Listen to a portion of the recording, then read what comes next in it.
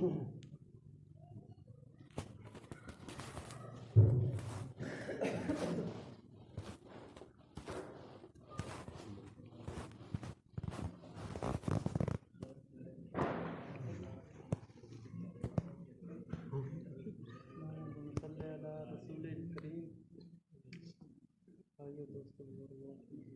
پاک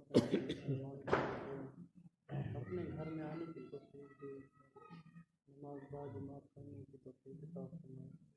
اللہ نے ہمیں مسلمان کر رکھا اور اللہ میرے اور آپ کی کامیابی ہے بلکہ سارے انسانوں کا لے گی۔ اللہ پاک نے دین میں رکھی، یہ دین آئے گا حضور پاک صلی اللہ علیہ وسلم علی محنت سے۔ اس محنت کی بنیادی چیزیں کلمہ لا الہ الا اللہ محمد رسول اللہ، اس کا معنی ہے کہ اللہ کے سوا کوئی معبود نہیں، اور حضرت محمد مصطفیٰ صلی اللہ علیہ وآلہ وسلم اللہ کے رسول ہیں۔ اللہ کی ذات سے سب کچھ ہونے کا یقین اور اللہ کے غیب سے کچھ نہ ہونے کا یقین میرے اور آپ کے دلوں میں آ جائے۔ حضور پاک صلی اللہ علیہ وسلم کے طریقوں پر چل کر دونوں جہانوں کی کامیابی کے یقین، حضور پاک صلی اللہ علیہ وسلم کے طریقوں سے ہٹ کر دونوں جہانوں کی ناکامی کے یقین میرے اور آپ کے دلوں میں آ جائے کہ اللہ پاک ہی مالک ہیں، اس کے سوا کوئی مالک نہیں، اللہ ہی ہمارے خالق ہیں، اس کے سوا کوئی خالق نہیں، اللہ ہی ہمارے رازق ہیں، اس کے سوا کوئی رازق نہیں، اللہ ہی ہمارے حفیظ ہیں، اس کے سوا کوئی حفاظت کرنے والا نہیں۔ دو جو لا الہ الا اللہ محمد الرسول اللہ، لا الہ الا اللہ یقینوں کی تبدیلی، محمد الرسول اللہ طریقوں کی تبدیلی۔ لا الہ الا اللہ ہمارا جتنا بھی یقین ہے ایک اللہ کی ذات سے ہونے کا بن جائے کہ جو کچھ بھی ہو رہا ہے ایک اللہ کے حکم سے ہو رہا ہے، اور جو کچھ نہیں ہو رہا وہ بھی اللہ کے حکم سے نہیں ہو رہا۔ لا الہ الا اللہ مشرق کا بھی اللہ ہے مالک ہے، اور مغرب کا بھی اللہ مالک ہے، جنوب کا بھی اللہ مالک ہے، شمال کا بھی اللہ مالک ہے، ساتوں زمین کا بھی اللہ مالک ہے، ساتوں آسمان کا بھی اللہ مالک ہے۔ ساتوں آسمان اللہ نے کھڑے کیے بغیر ستونوں کے، ایک کے مقابلے میں ایک دوسرے سے بڑا، ایک تیسرے سے بڑا، اس طرح کرتے کرتے ساتواں آسمان پتہ نہیں کتنا بڑا۔ یہ کون کرنے والے ہیں؟ صرف اللہ ہی کرنے والے ہیں۔ اور اللہ نے زمین کو جب بچھایا اور پانی کے اوپر بچھا دیا، جب یہ زمین ہلنے لگی تو اللہ پاک نے پہاڑوں کو گاڑ دیا۔ خالق ہے سب چیزوں کو پیدا کرنے والا، انسان کو، جنات کو، فرشتوں کو، جانوروں کو، سمندر کی مخلوق کو، ہوا میں اڑنے والی مخلوق کو، جو بھی ہے سانس لینے والی چیز سب کو پیدا کرنے والا ایک اللہ ہے، اور رزق دلانے والا سب کو سارے صرف ایک ہی اللہ ہے۔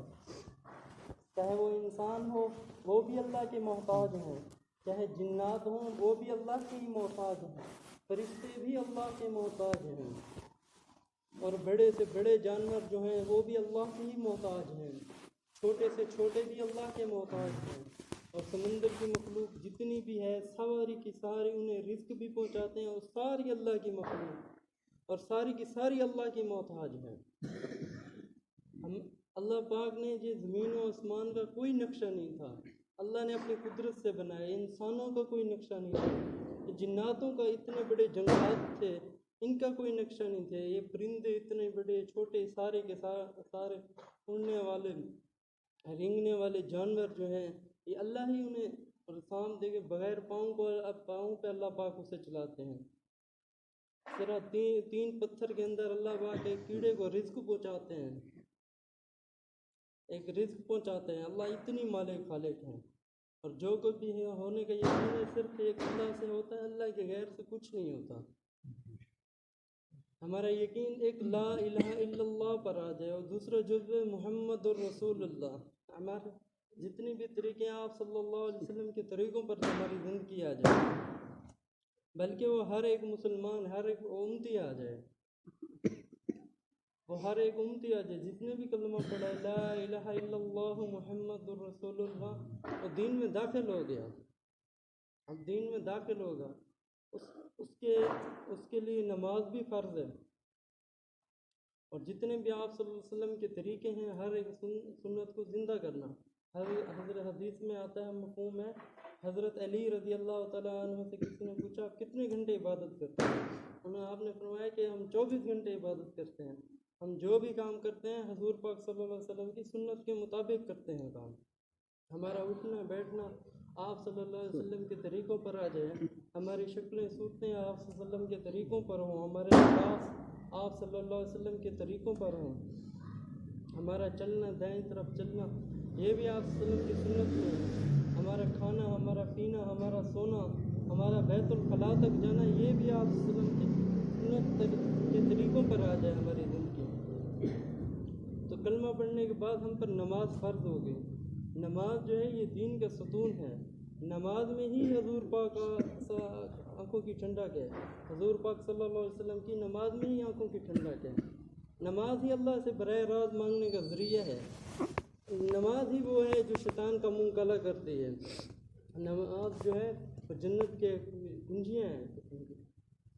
نماز میں حدیث میں آتا ہے، مفہوم ہے، جو 40 دن تکبیر اللہ کے ساتھ نماز پڑھتا ہے اسے 2 پروانے ملتے ہیں، ایک جو ہے وہ جہنم سے بری کا، اور دوسرا وہ منافق ہو کے نہیں مرے گا، اور جو شخص 5 وقتی نماز پڑھتا ہے تو اللہ پاک اسے 5 انعامات عطا فرماتا ہے، ایک جو ہے رزق کی تنگی دور کی جاتی ہے، دوسرا قبر کا عذاب ہٹایا جاتا ہے، تیسرا جو ہے مال نامہ دائیں ہاتھ میں دیا جاتا ہے، چوتھا جو ہے پل صراط سے بجلی کی طرح گزار دیا جاتا ہے، اور بغیر حساب کتاب کے جنت میں داخل کیا جاتا ہے۔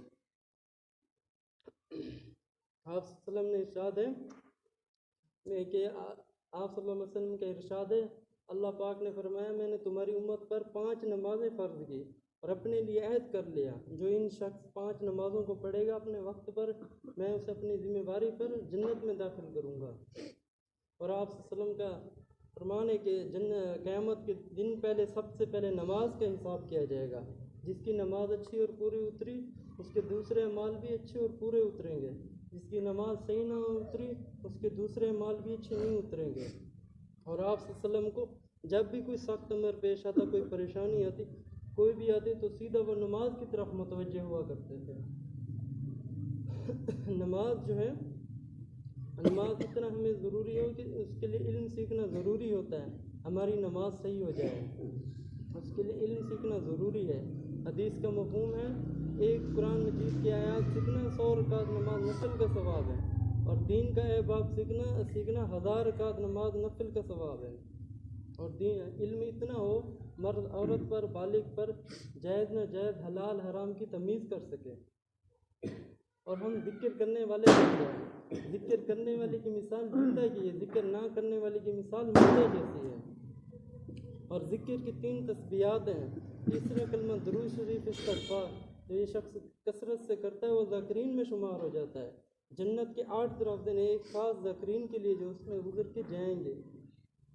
اور حدیث میں آتا ہے، مفہوم ہے کہ ایک بار سبحان اللہ کہنے سے جنت میں اتنا بڑا درخت لگتا ہے کہ عربی نسل کا گھوڑا اگر 100 سال دوڑتا رہے تو اس کا سایہ ختم نہیں ہوتا۔ اور آپ صلی اللہ علیہ وسلم نے فرمایا، جب جنت سے باغوں سے گزرو تو خوب چرو۔ صحابہ نے عرض کیا، رسول اللہ جنت کے باغ کیا ہیں؟ تو آپ نے فرمایا ذکر کے حلقے۔ اور ہم جو ہے حدیث کا مفہوم ہے اکرام مسلم، جو ہم اکرام کرنے والے بن جائیں، کسی کو راستہ بتا دینا، کوئی راستے میں کوئی چیز پڑی ہے وہ ہٹا دینا کہ مسلمان بھائی کو کوئی تکلیف نہ ہو۔ اور فرماتے ہیں جو کسی بیمار کی عیادت کے لیے دن کو جاتا ہے، حدیث کا مفہوم ہے، تو 70,000 فرشتے اس کے لیے شام تک دعائیں مغفرت کرتے ہیں، اگر وہ شام کو جاتا ہے تو دن تک دعائیں مغفرت کرتے ہیں 70,000 فرشتے۔ اور حدیث کا مفہوم ہے ماں باپ کا اخلاص سے چہرہ دیکھنا حج اور عمرے کا ثواب ہے۔ صحابہ نے عرض کیا، یا رسول اللہ جو بندہ 100 مرتبہ دیکھے 100 مرتبہ ثواب ہے؟ آپ نے فرمایا جو 100 مرتبہ دیکھے گا تو 100 مرتبہ ثواب ہے، 100 مرتبہ ثواب ہے۔ اس کے بعد اخلاص والے ہدایت کے چراغ ہیں، اللہ پاک ان کی وجہ سے بڑے بڑے فتنوں کو دور کر دیتے ہیں۔ حدیث کا مفہوم ہے اللہ پاک شکلوں اور مالوں کو نہیں دیکھتے بلکہ دلوں اور اعمالوں کو دیکھتے ہیں. ہم ایک کھجور کا ٹکڑا بھی آدھا دیں اللہ کی رضا کے لیے تو اللہ پاک اسے بڑھا چڑھا کر اوت پہاڑ جتنا ثواب عطا فرماتے ہیں. اگر اس میں ریا کری دکھاوا ہو تو کل الٹا پکڑ کا سبب بنتا ہے. تو ہم خود بھی اچھے کام کریں دوسروں کو بھی اچھے کام کرنے کی دعوت دیں. 1,24,000 پیغمبر ہے سب نے بولا لا الہ الا اللہ پڑھ لو کامیاب ہو جاؤ گے. سارے کے سارے نبی ہیں اللہ کا تعارف کروایا اللہ کی مان لو کامیاب ہو جاؤ گے. جو اپنے وقت کی نبی کی بات مانا وہ کامیاب ہوا اور جس نے نہیں مانا وہ ناکام ہو گیا. حضرت نوح علیہ السلام نے 950 سال اس دعوت تبلیغ کا کام کیا جس میں 80 سے 82 کم و بیش مسلمان ہو گئے باقی سارے کے سارے ہلاک ہو گئے. سارے کے سارے ہلاک ان کے بیٹا بھی ہلاک ان کے اہلیہ بھی ہلاک ہو گئی. جس نے وقت کی نبی کی بات مانی وہ کامیاب ہو گئے. اور آخر میں حضور پاک صلی اللہ علیہ وسلم آئے انہوں نے بھی یہ دین کی دعوت دی اے لوگو لا الہ الا اللہ محمد الرسول اللہ پڑھ لو کامیاب ہو جاؤ گے. ہمارے نبی جب آئے تو جہلت کا دور تھا بیٹیوں کو زندہ دفنا دیتے تھے اوپر شراب پیا کرتے تھے. ایک اونٹ پہلے اونٹ دوسرے سے پانی پی لیتا تو 100 سال لڑائیاں چلتی رہتی. تو آپ صلی اللہ علیہ وسلم نے دن رات محنت کی اس دین کے لیے اور آپ نے فرمایا جتنی مجھے تکلیف دی گئی اتنا دوسرے نبیوں کو اتنا تکلیف نہیں دی گئی اسی دین کے لیے. جیسے حضرت ابراہیم علیہ السلام کو تکلیفیں دی گئی جیسے حضرت موسیٰ علیہ السلام کو دی گئی لیکن آپ صلی اللہ علیہ وسلم فرماتے ہیں اس سے زیادہ مجھے دی گئی. اور ہمارا جو بھی یقین ہے کہ لا الہ الا اللہ محمد الرسول اللہ پر آ جائے گا تو ہم کامیاب ہیں. دین کی محنت ہو رہی ہے اللہ پاک جس سے کام لینا چاہیں لے رہے ہیں. اور اس کے بعد صحابہ کی ایک جماعت بن گئی تو حجۃ الوداع کے موقع پہ آپ نے فرمایا آپ صلی اللہ علیہ وسلم نے فرمایا صحابہ کو اکٹھا کر کے میں نے تم تک دین پہنچا دیا ہے. صحابہ نے آپ کے یا رسول اللہ آپ نے حق بھی دین کا ادا کر دیا ہے. تو آپ نے فرمایا اللہ کو گواہ بنا کے کہ یا اللہ گواہ رہنا یا اللہ گواہ رہنا میں نے ان تک دین پہنچایا. ان کا کام ہے غیبین تک دین پہنچانا. غیبین ہم اور آپ ہیں.